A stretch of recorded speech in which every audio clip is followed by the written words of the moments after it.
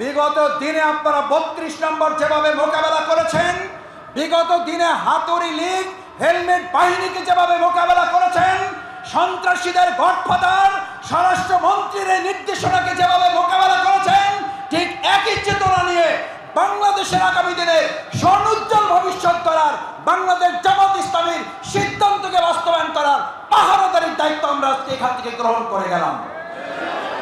ছাত্রদের যখন আন্দোলন, নিরাপদ সড়ক আন্দোলন শুরু হয়েছিল, এই নিরাপদ সড়ক আন্দোলনের সবচেয়ে বড় নির্যাতন এবং নিপীড়নের মাস্টার মাইন্ড ছিল ৩২ নম্বর।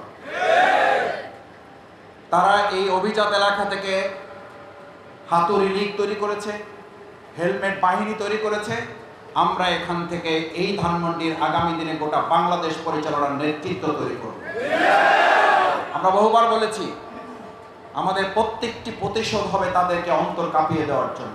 আমরা বহুবার বলেছি, তাদের প্রত্যেকটি নেতিবাচকের জবাব আমরা ইতিবাচক দিয়ে দেব। তারা হেলমেট বাহিনী তৈরি করেছে, তারা আমাদের এখান থেকে বাংলাদেশের ন্যায় বিচার তৈরি করার নেতৃত্ব এখান থেকে আবিষ্কার করবে। আপনাদের আরো ভালো মনে থাকার কথা, সেই নিরাপদ সড়ক আন্দোলনের সর্বপ্রথম হেলমেট এবং হাতুড়ি লীগের জন্মদাতা ছাত্রলীগ এবং তার নির্দেশদাতা স্বরাষ্ট্রমন্ত্রীর অভিশপ্ত এলাকা হচ্ছে এটি। সর্বশেষ তাকে গামছা মুখে বেঁধে তারপরে এখান থেকে বিদায় নিতে হয়েছে। কেন? ২০২৪ সালের ৫ই আগস্ট বিপ্লবের গণ অভ্যুত্থানের ছাত্র জনতার বিজয়ের দিন, তার সেই দিন পর্যন্ত বাংলাদেশের যে কয়েকটি এলাকায় শেষ পর্যন্ত গুলি চালানো হয়েছে, সেই গুলি চালানোর নির্বিচারের সবচেয়ে সন্ত্রাসীদের আখ্যা হিসাবে এই ধানমন্ডি এলাকাকে গোটা বিশ্বের সামনে তারা পরিচিত করে আমাদেরকে অভিশপ্ত এলাকায় তারা পরিচিত করেছে। আজকে ধানমন্ডির অভিজাত এলাকা।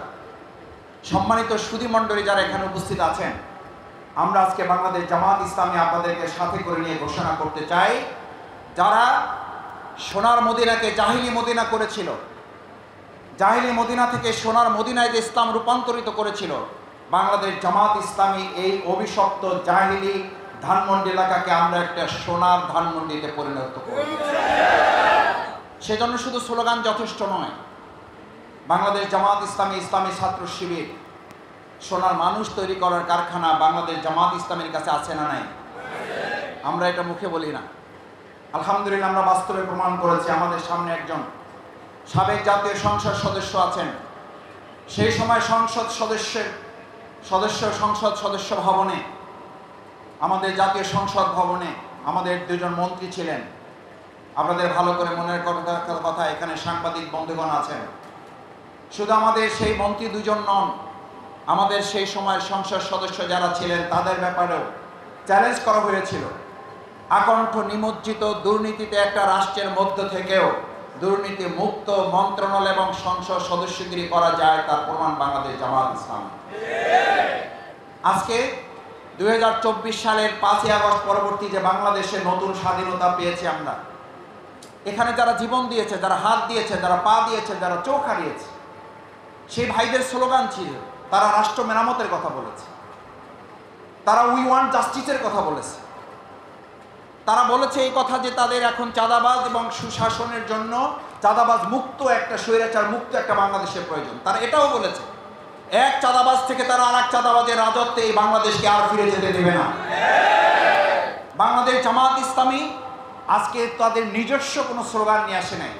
আমরা ছাত্র জনতাকে, এই দেশের মানুষকে আশ্বস্ত করতে চাই, রাষ্ট্র মেরামতের জন্য প্রিয়নবী মুহাম্মদুর রাসূলুল্লাহ সাল্লাল্লাহু আলাইহি ওয়াসাল্লামকে পৃথিবীর সবচেয়ে বড় সংস্কারক হিসেবে বলা হয়। তিনি শুধুমাত্র কোনো একটা মেধা এবং কোটার সংস্কার করেন না। আমাদের ছাত্র জনতাও মেধা এবং কোটা সংস্কারে এই আন্দোলনে গিয়ে শেষ পর্যন্ত তারা বুঝতে শিখেছে, তারা বুঝতে পেরেছে এবং সিদ্ধান্ত নিয়েছে এবং এটা বাস্তবায়ন করেছে যে একটা রাষ্ট্রের শুধুমাত্র কোনো একটা অংশ পরিবর্তন করলে চূড়ান্ত পরিবর্তন সাধিত হয় না। সেজন্য মেধা এবং কোটার এই আন্দোলন সর্বোপরি শেষ পর্যায়ে গিয়ে এক দফার আন্দোলনে পরিণত হয়েছে। আমরা আজকে বাংলাদেশের মানুষকে এবং বিশেষ করে ধানমন্ডি এই অভিযান অঞ্চলের সুধীমণ্ডলীকে আশ্বস্ত করতে চাই, শুধুমাত্র কোনো একটা জায়গায় সংস্কার করলে হয় না, কোনো একজন ব্যক্তি সংস্কার করলে হয় না, শুধুমাত্র একজন ব্যক্তিকে দেশ ছাড়া করলে হবে না।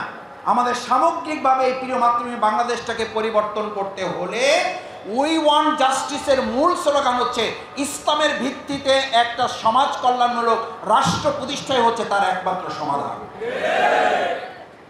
ভাইয়েরা, আপনারা নিশ্চয়ই অবগত আছেন, আমাদের এই প্রিয় মাতৃভূমি বাংলাদেশ গত 15.5 বছর 16 বছরে আজকে এই যেখানে আপনারা আছেন, এরকম করে কিছু ভালো মানুষদের এক জায়গায় অবস্থানটা আমাদের জন্য শুধু নিষিদ্ধই ছিল না, এটা জীবন বাজি রাখার একটা অংশ ছিল।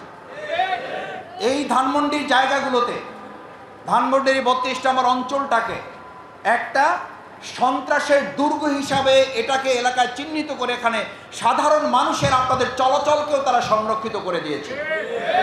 আমরা তখন বলেছিলাম বাংলাদেশের প্রত্যেকটি ইঞ্চি মাটি আমাদের যেই দেশ স্বাধীন করা হয়েছে সেখানে একটা অঞ্চলকে ব্যারিকেড দিয়ে কোনো বিশেষ একটা ব্যক্তি বা একটা দলের জন্য রাস্তা আটকিয়ে সেই রাস্তাটাকে স্থায়ীভাবে বন্ধ করে দেওয়া সেই দেশের স্বাধীনতার উপরে হস্তক্ষেপ করা শামিল।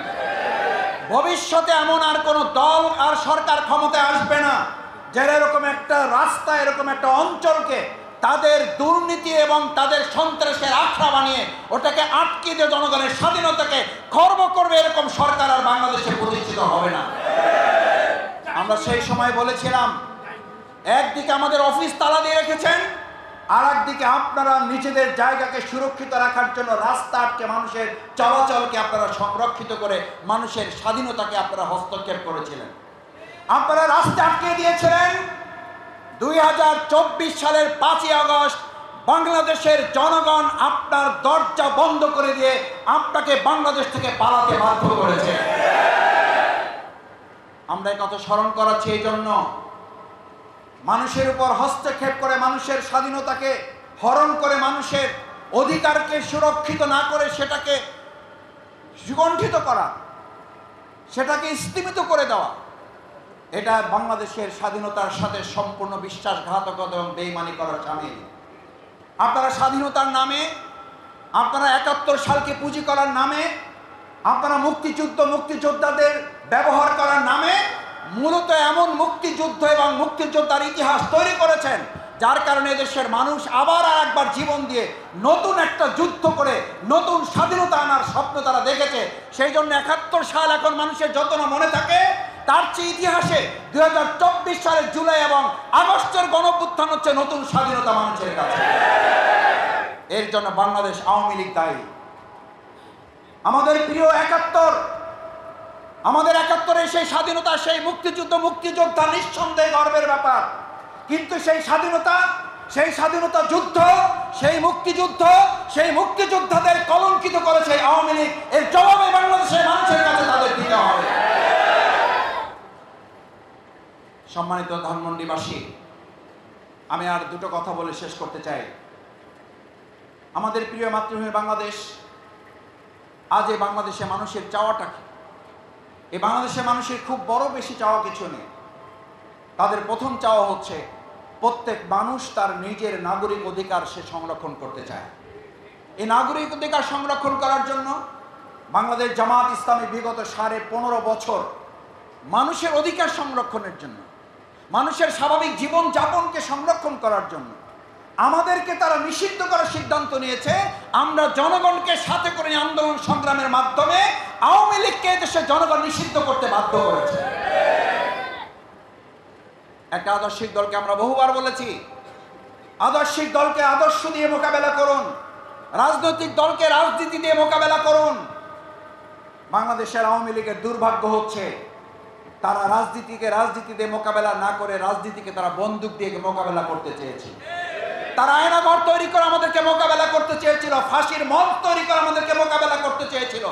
আর আমরা বাংলাদেশের মানুষকে সাথে করে চ্যালেঞ্জ করেছিলাম, ফাঁসি দিয়ে নিষিদ্ধ করে 144 ধারা জারি করে জামাত ইসলামী নেতাকর্মীদের মুখে গুলি চালিয়ে মামলার পর মামলা, হামলার পর হামলা, রিমান্ডের পর রিমান্ড, নির্যাতন নিপীড়ন, পঙ্গুত্ব বরণ করে বাংলাদেশ জামাত ইসলামীকে 1 সেকেন্ডের জন্য স্তব্ধ করা যায়নি, যাচ্ছে না, ভবিষ্যতে কেউ করতে সাহস করে।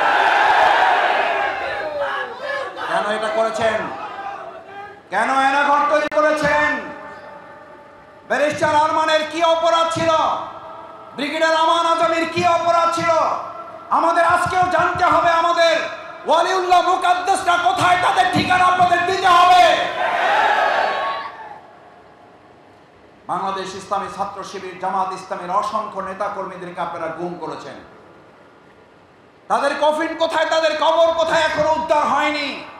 এই উদ্ধার না হওয়া পর্যন্ত আপনারা দেশের আনাচে কানাচে যেখানে যে অবস্থায় থেকে, আমাকে সেদিন এক রিক্সাওয়ালা বলতেছিল, স্যার আপনাকে একটু চিনি চিনি লাগে। আমি বললাম, হ্যাঁ আপনি একটু চিনি চিনি লাগে, আর আপনাকে আমি পুরাটাই চিনি, কারণ আপনি আমার দেশের নাগরিক, আপনাকে আমি ভালোবাসি। বলছে, স্যার বলেন কি?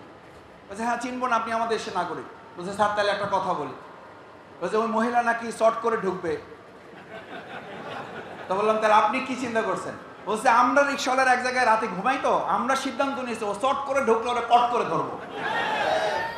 সুতরাং যারা শেখ হাসিনা এবং তার দলের দোসররা এখনো বিভিন্ন জায়গায় ঘাপটি মেরে থেকে এই সমস্ত ভিডিও বার্তা এবং গোপন ফোনালা পাস করে, এটা তাদের ষড়যন্ত্র।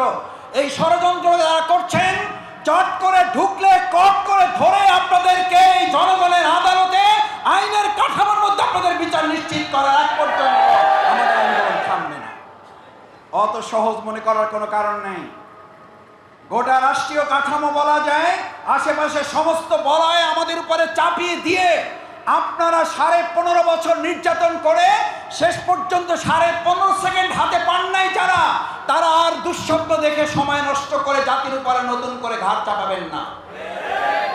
আসুন সম্মানিত ধানমন্ডিবাসী, আমাদের এই প্রিয় মাতৃভূমি বাংলাদেশকে নিয়ে এখনো কতিপয় ষড়যন্ত্রকারী, কতিপয় দুষ্কৃতিকারী এখনো বিভিন্ন জায়গায় চাঁদাবাজির নামে বিভিন্ন জায়গায় আমাদের ভাইদেরকে কোথাও কোথাও তাদেরকে চোর সন্দেহে পিটিয়ে হত্যা করা হচ্ছে। আমরা তীব্র নিন্দা এবং প্রতিবাদ জানাই। কোনো অনৈতিক হত্যা, কোনো হত্যাকেই আমরা সমর্থন করি না। যারা আজকে আমাদের বিশ্ববিদ্যালয়ের ছাত্রদের নির্যাতন করছেন কোনো কোনো ক্ষেত্রে, আমরা পত্রিকার মাধ্যমে, আমরা বিভিন্ন গোয়েন্দা তথ্যের মাধ্যমে জানার সুযোগ পাচ্ছি, ছাত্রলীগের কতিপয় লোকেরা বিভিন্নভাবে বিভিন্ন অনুষঙ্গ প্রবেশ করে এই সমস্ত অপকর্মের সাথে তারা জড়ানোর চেষ্টা করে আমাদের ভাবমর্যাদা নষ্ট করার চেষ্টা করছেন। অন্তর্বর্তীকালীন এই সরকারের কার্যক্রমকে প্রশ্নবিদ্ধ করার চেষ্টা করছেন। 15.5 বছর আপনাদের মোকাবেলা করা হয়েছে। আগামী দিনের গোটা বাংলাদেশের প্রত্যেকটি মুহূর্ত বাংলাদেশ জামাত ইসলামী ছাত্র শিবির জনগণকে সাথে মোকাবেলা হবে ইনশাআল্লাহ। এই মোকাবেলার জন্য আপনাদের প্রস্তুত থাকার উদাত্ত আহ্বান জানিয়ে, বিগত দিনে আপনারা 32 নম্বর যেভাবে মোকাবেলা করেছেন, বিগত দিনে হাতুড়ি লীগ, হেলমেট বাহিনীকে যেভাবে মোকাবেলা করেছেন, সন্ত্রাসীদের গডফাদার স্বরাষ্ট্রমন্ত্রীর নির্দেশনাকে যেভাবে মোকাবেলা করেছেন, ঠিক একই চেতনা নিয়ে বাংলাদেশের আগামী দিনে স্বর্ণোজ্জ্বল ভবিষ্যৎ করার, বাংলাদেশ জামাত ইসলামীর সিদ্ধান্তকে বাস্তবায়ন করার পাহারাদারির দায়িত্ব আমরা আজকে এখান থেকে গ্রহণ করে গেলাম।